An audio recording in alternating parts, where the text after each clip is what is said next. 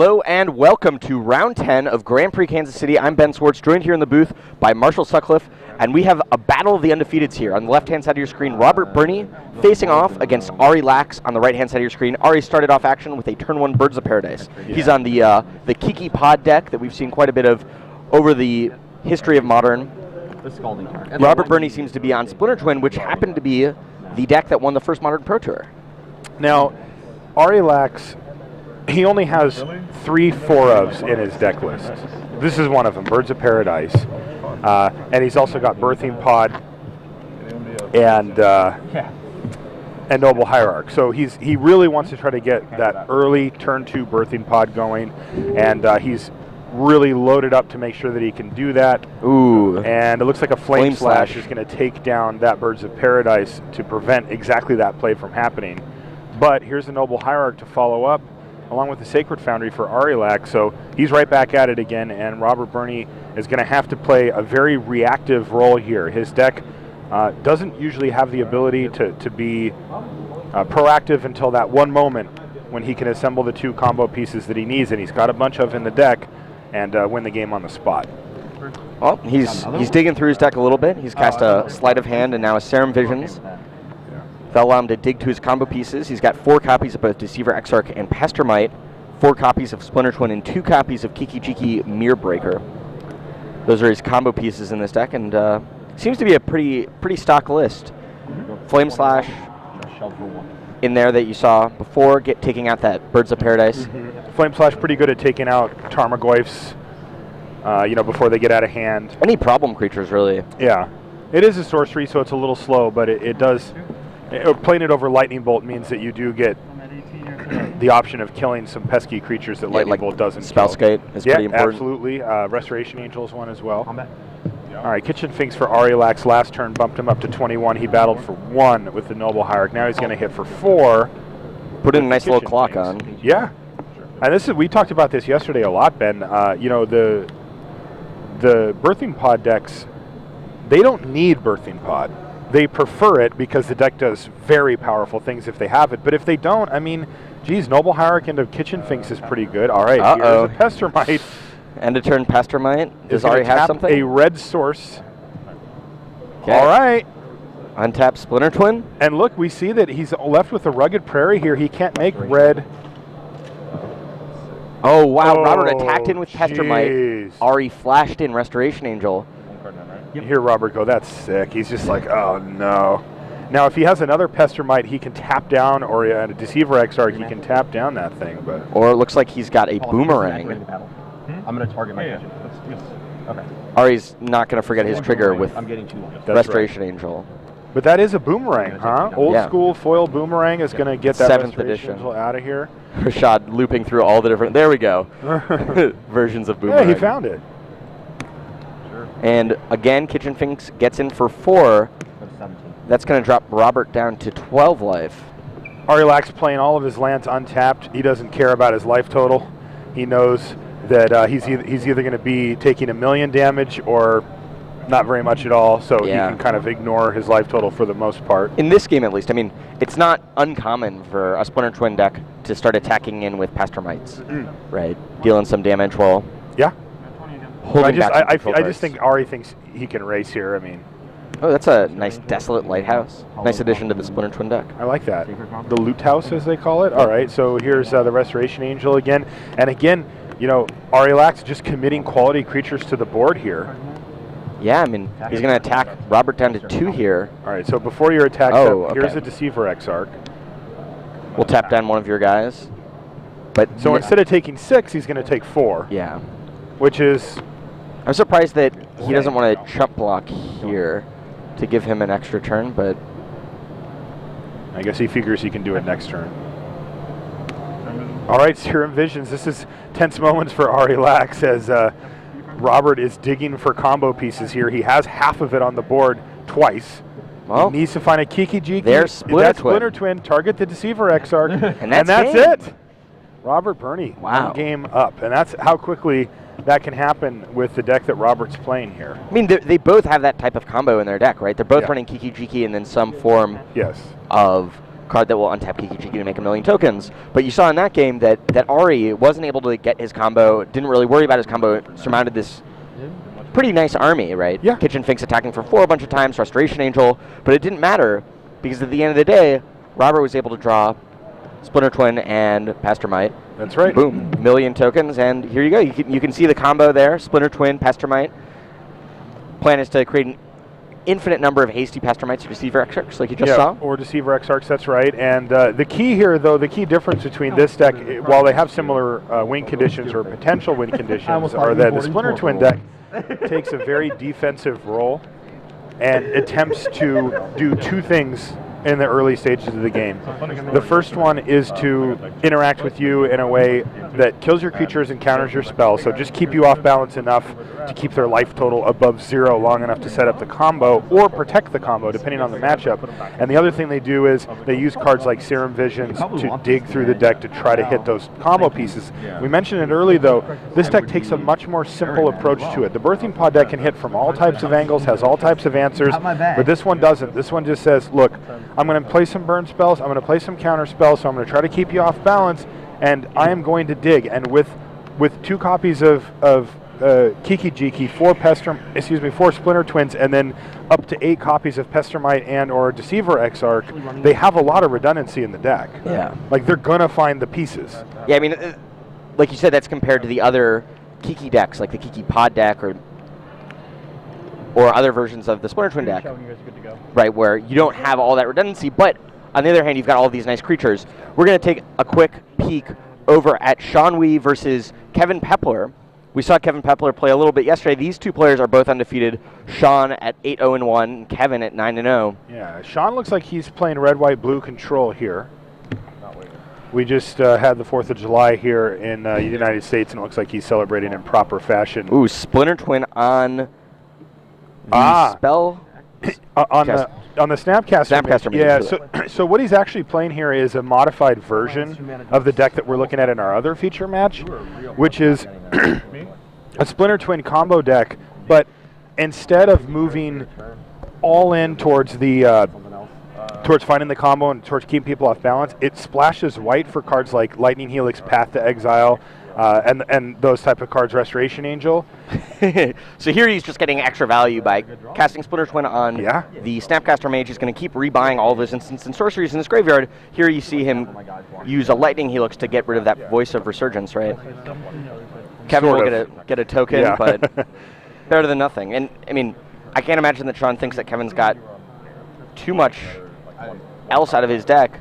Even Mind Sensor, that's something. Could be something, although Shawn already has a fully developed mana base here. So Shawn's deck is interesting in that it isn't fully control deck in the red, white, blue, because you can dedicate some slots, but he decides to have just an explosive win condition with the Splinter Twin. Now, in this case, he's decided to do the value Splinter Twin on the Snapcaster Mage. That's not an instant win condition, but he can grind really hard with that. Yeah, it feels like kind of an Isochron Scepter type effect. Yeah, that's right.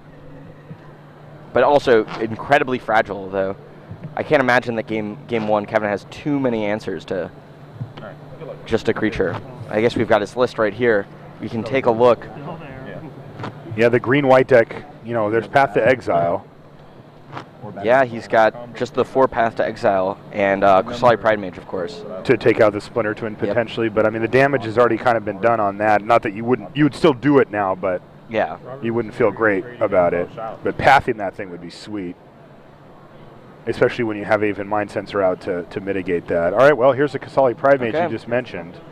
The question, though, for Kevin is whether or not he wants to hold that Kusali Pride Mage now, burn it immediately. I mean, you kind of want to burn it immediately. You usually do. I mean, right now, Shawn's got Remand and Lightning Helix in his graveyard, and there's just no great reason to let him have those. Yeah.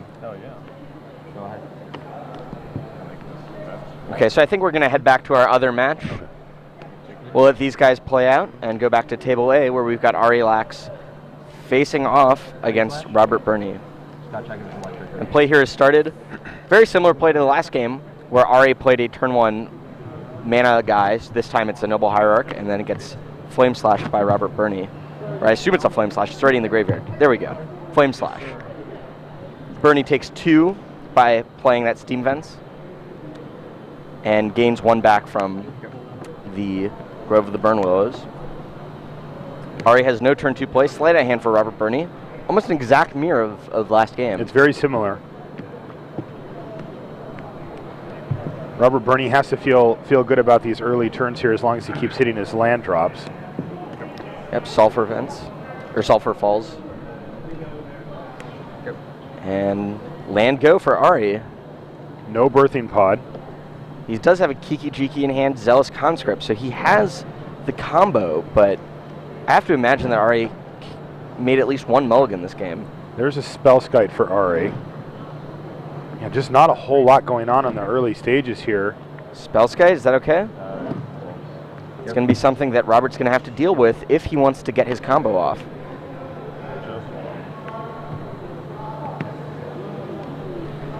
Because I can accept that. Spellskite, the first thing it can do is if No guy Robert in play? casts a Splinter Twin, No worries. Spellskite can use its ability to put Splinter Twin on to the Spellskite. And the second thing it can do is if Robert makes a copy of his Pasterminder Deceiver Exarch, Ari can then use Spellskite's ability to have that target, that triggered ability of Pasterminder Deceiver Exarch to target Spellskite, so it doesn't untap Kiki Jiki or itself. Right.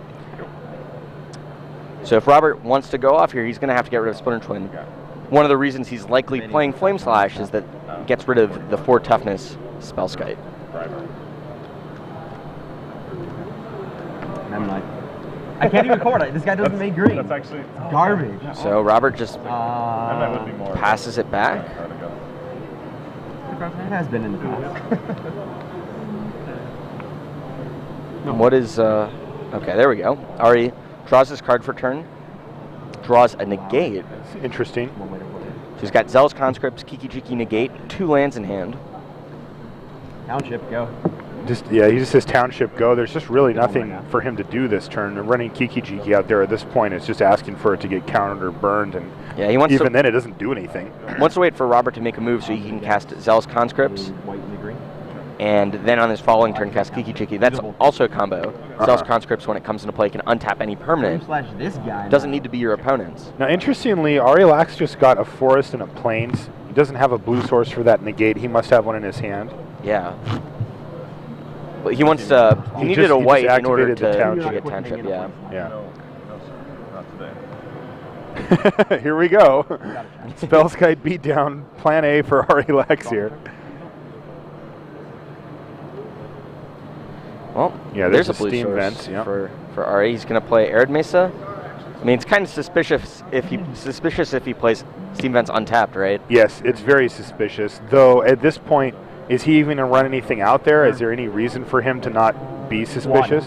Ari's going to attack in for 1 here Yeah, with his Spellskite. get you. Spellskite beatdown. He says Spellskite beatdown.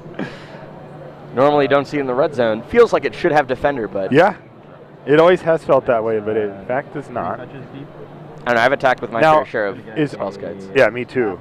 Wearing swords mainly, but yeah, he's going to activate his township as well. Correct. Looks correct. Not much at instant speed that he's worried about taking out the Spellskite here. Some type of shatter effect or something is the only thing, but I think he figures that Robert would have used it. I mean, he would like to protect his Spellskite. Hey, there's a Noble Hierarch, so the beatdown plan continues. So Ari now has access to 7 mana. He can cast that Zealous Conscripts and hold negate back. I'm going to put you up to 18. So that seems to be what he's going to do. GT mirror breaker. Oh, he's he's going to gonna cast Kiki Jiki. Okay. Yeah. Now, this is kind of going to act as a seal of Kiki Jiki in case Robert has plans of going Pestermite on tap Kiki Jiki or something. Sure. Both But I of mean, those Robert's plays are not going to do creatures. that. He still has to get rid of the Spellskite before he can go anywhere. That's right. Yeah, that's fine. Is this just a? Is he going to attack with it? Combat. I mean, I can't imagine he uses it on Pestermite here. Okay, so Robert's going to cast Deceiver Exarch in response to tap down the Spellskite. Oh man. Okay. Ari's fine with that. Had to think for a second. Didn't know if the two Robert damages goes to were his tapped turn. on. Yeah. Flat out. Sleight of hand. He's digging for a couple removal spells. He draws a Kiki Jiki of his own. Does he have 5 mana to cast it? Register mark the card, sir. We're still in the old legend rules. M14 has not come out, so if Robert casts a Kiki Jiki here, both of them will go to the graveyard. immediately. No chance to respond once it hits play. On your end step, I'll make a copy of Spellskite. So at end of Robert's turn, Ari's going to make a copy of Spellskite. That will stay till Ari's end of turn. And Ari draws his card. Now Ari has that Zealous Conscripts. If he casts that Can he go and it off? resolves, it goes off. And he has the negate to back it up as well? And 2 Spellskites. So Wow, so he's in actually just a fantastic position to steal this game here. Zealous Conscripts, what does Robert say? Is that okay? I mean, because if he taps out for Cryptic here, then that's just game. Yeah, because And I'm pretty sure that Robert has one in his hand. Cryptic gets negated by Ari, and I think he's got 2. we're going to game 3 probably. That is What is Robert thinking about? He sees the combo. Yeah, he sees a combo. Now Robert can try to counter the. He let it resolve, but he Okay. tapped it for blue, and he says, "I'd like to go to the beginning of combat." In the beginning of combat, I'm going to go make a million guys. Yeah. I'll untap my Kiki. okay.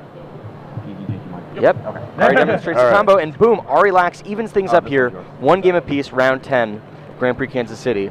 All right. I think we're going to be able to switch back to our So, sneak peek match. That was an interesting game. Super slow start from both players. Robert pretty happy about the slow start. Ari just kind of doing what he was doing, and then eventually sets it up so that he can steal with negate back up and just kill his opponent. Yeah, that was, I mean, it doesn't feel like Ari should be able to go off in that way by just casting 2 creatures, right? That should be Robert's job, Yeah, right? agreed. And so here's the Kiki Pod deck, the deck that Ari Lax is playing. It's often meshed together with the Malira Pod deck. Both of them center around Birthing Pod as the really powerful card. And again, as you saw there, you don't need Birthing Pod to be able to go off. You don't need Birthing Pod really at all. Both of those games, Ari didn't cast a Birthing Pod. No, and he played Magic both games. Yeah. Sometimes you can just raw dog the combo. Sure. You don't need Birthing Pod. And as we saw in game 1, Ari was able to get in for a bunch of damage. No Birthing Pod, no combo, just attacking with Restoration Angels and Kitchen Finks. Yep. And just barely close enough to not beat his opponent. We're heading back to table B. Shawn versus Kevin here. And looks like we've got a Splinter Twin on a Restoration Angel. Not Oh, man. quite. Yeah, a hey, combo. here's another value one, though. Look at that. He's got the Wall of Omens, can start drawing cards. If he can start copying that at some point. He's facing down 4 Spirit Tokens and a Birds of Paradise. Also an Aven Mind Sensor on end step here for Kevin. That doesn't happen. Again, the Aven Mind Sensor coming in a little bit, Yeah. a little later than he'd prefer. I don't know what that is. Do we know what that is? It's a Voice Resurgence token. Ah, okay. 1, 2, 3, 4, 5, 6, 7. Yep, that makes sense. I think it's a good matchup. Shawn here sitting at 14, Kevin at 18. I mean, Kevin not really in a great spot, right? He can attack in with his Spirit Tokens and have one of them die, but And then Shawn just gets to make a copy of his, or blink his wall, draw a card. He's also got 5 untapped mana here. I think he's only got a card in hand though, so he really does want to keep that combo online as long as possible to just start drawing 2 cards a turn. yeah, and as soon as he hits a Pestermite, that's game. Pestermite or Deceiver Exarch, because he can tap the Restoration Angel, make a copy, use that to flicker out the Pestermite or Deceiver Exarch, and continue doing that to make a bunch of angels that have haste. So, while it's not an immediate combo as it is with Kiki Jiki Restoration Angel, because you can't flicker out angels and you can't flicker out the angel with Splinter Twin on it. But here, Shawn's going to make a copy of Restoration Angel, flicker out the Wall of Omens. That's Draw a a card. Restoration Angel, by the way. Okay. Looks like he drew a Snapcaster Mage. He's also got another Splinter Twin in his hand. All right, untaps, brings him back up to the full 8 mana that he has here. And Draws he a lightning bolt. Ooh, a beautiful lightning bolt too. Shawn going to get in here with his Angel token. I mean, he's going to lose it anyway, right? Yeah. Looks that way. Kevin going to fall to 15. The cards are flashing up. No, it's more. And Shawn passes the turn back. My bad. I think that Shawn's actually pretty close to just burning out Kevin. He's got a lightning bolt in hand, Snapcaster Mage in his hand also. Yeah. That's 6, because there's a lightning bolt in the graveyard. He can make a copy of Snapcaster Mage. It's 9. It's a couple of attack steps away, right? Yeah, I see he's got, I believe, a lightning helix, another bolt. Yeah, he's got a lot of burn at his disposal here for sure. He's just got to... I mean, Kevin has to start thinking about that before just taking the 3 from these angels. I mean, I don't think that you think you can get burned out from 15 out of a Splinter Twin deck. You're much more afraid of losing to a combo that's almost on board. Yes. But it certainly is a big distraction to where you're focusing your energies, but you don't want to lose to burn when you've got 4 spirit tokens that can chump or, buy you a bunch of time to try to do whatever Kevin is trying to work up towards here. I think he's got a path in his hand there. I bet you. Good luck. Okay, so Kevin's going to attack in with his elemental token. Right, so when it gets blocked, he can then path the wall in response. Is that what he's going to do here? No, he's going to make a copy of Restoration Angel and blink the wall. Well, I know what Shawn's going to do. I'm asking what Kevin's going to do. Nothing. All right, because he didn't attack last turn. So I didn't know if he had a different plan this time. But he didn't. Well, Shawn draws Remand. I guess he just made him do it. It's so that Shawn doesn't get a token on his turn, so he can't attack with it. Right? Okay. Yeah, he should have done that the turn previous. Yeah. Then. Yeah, okay. Shawn passes the turn back. Even though Shawn's drawing 2 cards a turn, he still has yet to find a Pastormite or Deceiver Exarch just to win immediately. Just keeps racking up cards. Turn after turn, does Kevin have something that can break through here? He really needs like a Path to Exile. Yeah. Take out that Restoration Angel. And he must not have one in his hand here. Okay, same thing. Attack with the Elemental, block Wall of Omens, create a copy of Restoration Angel, and flicker out my Wall of Omens. Yeah, I can't see what that card. I thought it was Path before, but apparently it's not. All right, he's got a lightning bolt, the Aven Mind Sensor. He wants to be able to crack his fetch. I guess so. Fighting a good fight.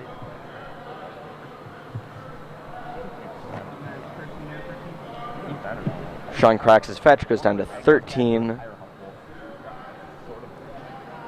I don't want your cards in And is going to find a Hallowed Fountain. Put that into play tapped.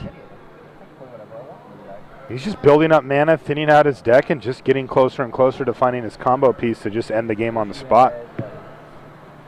Do you think that if Kevin did have a path, do you think he's saving it? I can't imagine. I don't know if you're going to get a better spot, right? Like, do you really think that Shawn's going to tap out when he's got 10 lands in play? No. Yeah. Okay, another fetch land. Shawn's going to cast Wall of Omens, the second one here. And draw a card. Is it a Pastormite or a Deceiver Exarch? Nope. Remand. Another Remand. He's got 2 in his hand, plus another Splinter Twin and the Snapcaster Mage. So, I mean, he's in a holding pattern here that's pretty comfortable, and I just don't think he really feels any pressure to do anything other than keep drawing 2 cards a turn until he finds what he needs. Kevin Peppler is currently applying no pressure to Shawn. He's at 13. He's not in any imminent danger. Block, make a token of my Wall of Omens, make a token of my Angel, flicker my Wall of Omens, draw a card. Finds a Celestial Colonnade. Okay. And this is a perfectly fine spot for Shawn White. Again, we've talked before about that this is not the traditional Splinter Twin deck. This is a red, white, blue control deck that runs it as a potential win condition. It doesn't have as many redundant copies of the combo, but it also has the ability to stall the game out longer so that it can find them. Yeah. Okay, we're going to head back to table A.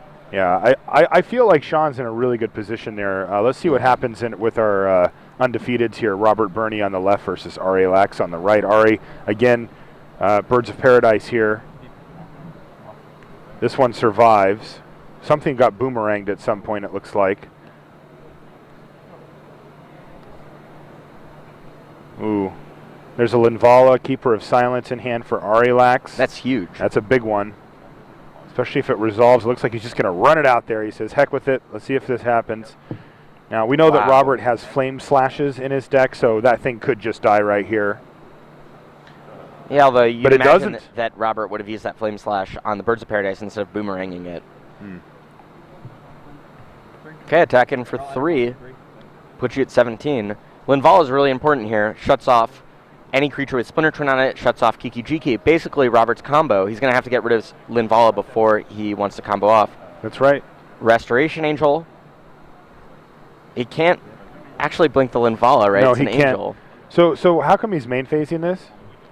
This is the end of turn. Oh, that was end step, so Robert just did nothing. Okay, my bad. And Ari's got a pretty stacked hand here. A couple of Birthing Pods, Path to Exile, Negate. Just attacks in with a couple of Angels. Yeah, 3-turn clock. He's just got good creatures. He got the Birthing Pods. He can go for it if he wants. I don't think he even wants to cast Birthing Pod I think here. you just say go. He wants to hold back the Negate and Path to Exile. Yeah, there he says. He just ships it back. And Robert Berni, he's got a Pestermite in his hand, but he didn't play and a it. Kiki Jiki. Oh, man. But he has to get rid of Linvala, and he's going to have to fight through a Negate to do it.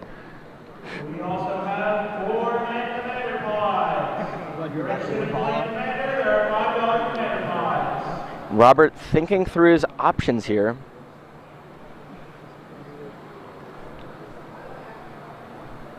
Maneuvering his way out of this situation. Play Steam Vents untapped and pass it back. He just still hasn't done anything. Okay, attacking for 6. Wow. Robert doesn't even want to play that Pestermite and tap down one of Ari's guys? I guess not. I mean, why are you playing that Steam Vents untapped if you don't expect to have a play here? He's got to play something here. Arilax under no pressure. There's been 1 spell resolved for Robert. Otherwise, he's just taken 3 to the face and then 6 to the face repeatedly here. And Arilax is contemplating whether he even needs to cast a spell at this point. He can play Birthing Pod for 3 and still leave up Negate mana if he wants. But does he even need to? All right, he passes a turn back. Robert Berni says, all right, here's this Pestermite I've been holding for a couple of turns. I'm finally going to play it. Untap my land. He's going to untap his own land. Play another Boomerang on All right. Linvala. All right, so here's the Negate. Yeah. And that's going to get dispelled. Dispelled. Okay, Wow. so Robert Berni. But Path to Exile on the Pestermite. Wow, what a flurry there.